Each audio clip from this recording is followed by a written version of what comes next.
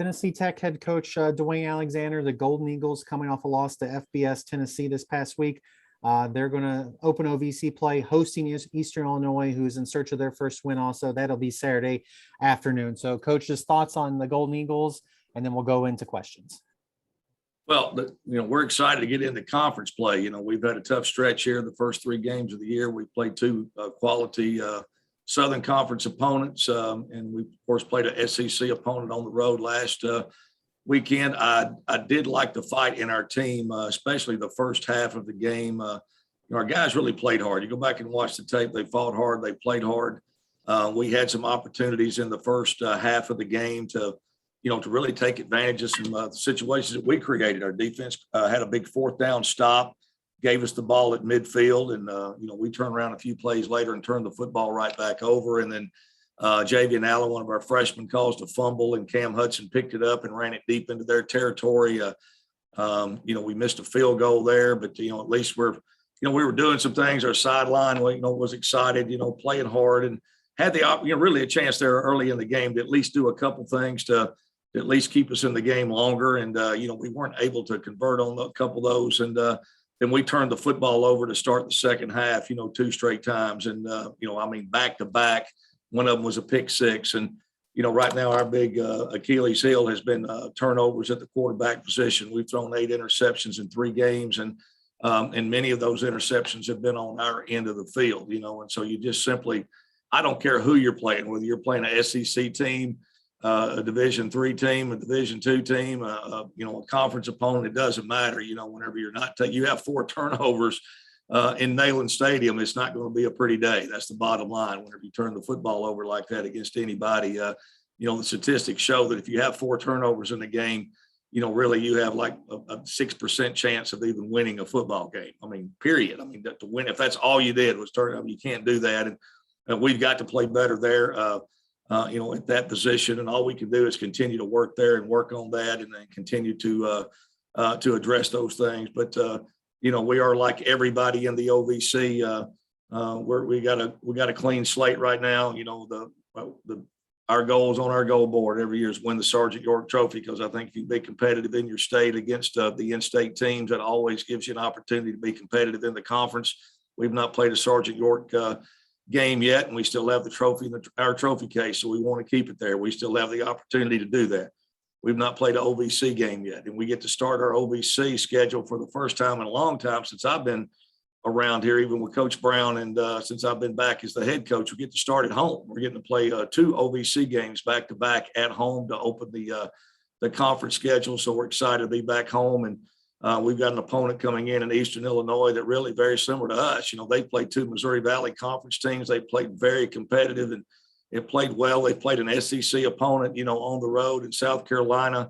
Adam's doing a great job with that team. They're very well coached. They're very tough. They're very hard nosed, and they just got, had a few things, in each game really that has, kept them from being able to win the game. But a very good football team that is coming down here. And again, they're looking at, they're 0-0 in OVC play. We're 0-0 in OVC play.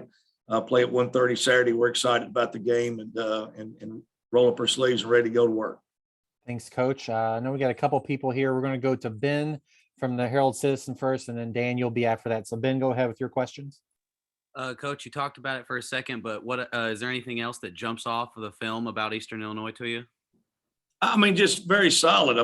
Defensively, they're just very solid. They're very rarely out of position. They play hard. They play hard the special teams game. They're very sound fundamentally. They're good blockers and they're good tacklers. They're just a very solid football team in all 3 phases. When you look at, things, when you're trying to, just schematically look at things, you don't see any weaknesses from a schematic standpoint. They're very gap sound on defense. They pick their situations where they want to pressure.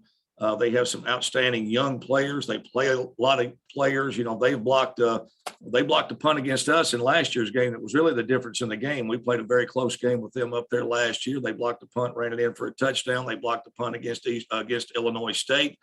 They've returned a punt for a touchdown, so they're good in the special teams game. Their punter's got an outstanding leg.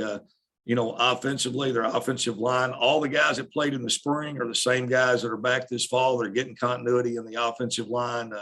They have a big physical back. They have a couple of quick receivers. They're just a very solid, well-coached football team. So, that's the thing to me that jumps out on film. There's not an individual player. There's a couple of really good ones. Their middle linebacker, number 8's outstanding. But the thing that jumps out to me is when you just watch their game, you go, wow, these guys are solid. These guys are fundamentally sound. They're very well coached. They're going to make you earn everything you get when you play those guys. And then just one more question, Coach. You've had a little bit of a whirlwind at quarterback this year.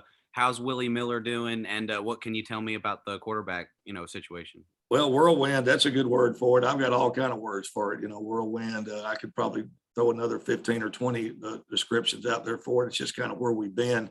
Willie, of course, suffered an injury in the second quarter of the game against Tennessee. Got hit in the head there. So he's, kind of been dealing with that here this week. Will be kind of some game time decision on how much he plays there. We plan on starting Drew Martin, number 4 at quarterback. Drew came in. He's a senior. I think he executes things well. He came in the game. I was very proud of Drew. Drew came in and I think it was 10 out of 13 in the game. He moved the team. He had confidence and poise. We're going to, I think right now we're looking for just some consistency at that position. And again, we've had some injuries there too. I mean, in fairness to Davis Shanley, he had a really bad sprained ankle in the fourth quarter of the Sanford game. Really affected him. He wasn't very effective. Just is probably playing at about 70%, throwing a lot off his back foot.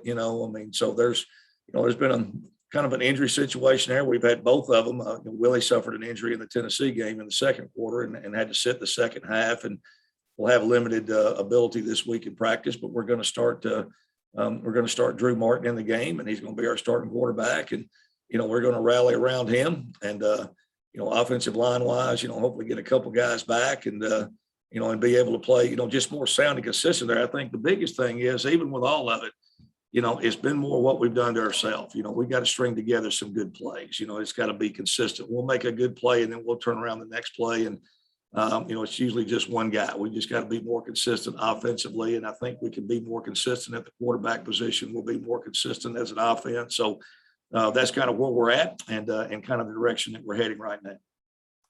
And then we have Dan, who covers EIU, joining us. Dan, go ahead with your questions for Coach Alexander.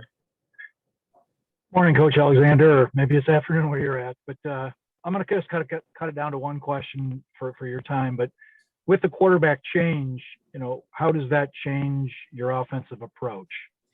Well, what we've done here, though, we recruit quarterbacks to execute our system. So our system is one that we like a quarterback that has the ability to run the football. So Drew certainly does that. Drew's 6 foot, he's 6'2", he weighs 200 pounds. He can run and throw. He was an RPO run and throw guy in high school at BGA. So it doesn't change what we're doing offensively.